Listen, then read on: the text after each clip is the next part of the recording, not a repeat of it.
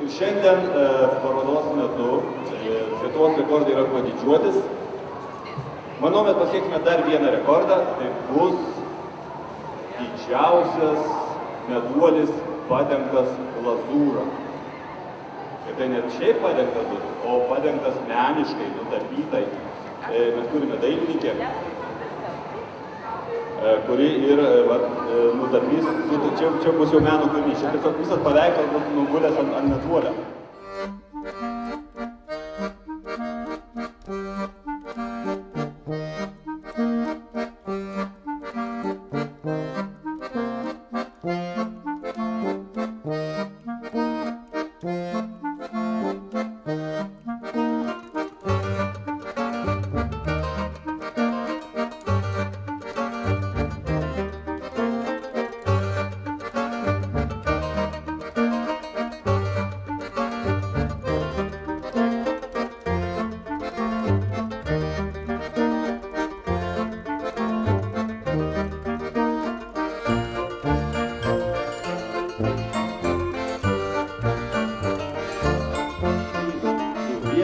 Ir Rūta jau padėjo teptukus, pabarstukus ir galima sakyti, kad Lietuvoje yra dar vienas rekordas.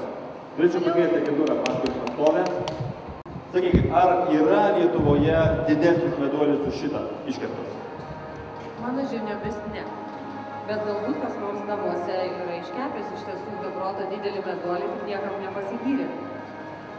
Tiesiog pateliukai suvalė, kaip ir aš žinau, kad yra išaugina labai didelių moliūgų, bet tiesiog žmonės nesudeda tiek daug reikšmės tame. Ir tai yra didžiausias jų meduolis, kurią fiksuoja agentūra Faktum, taip? Taip.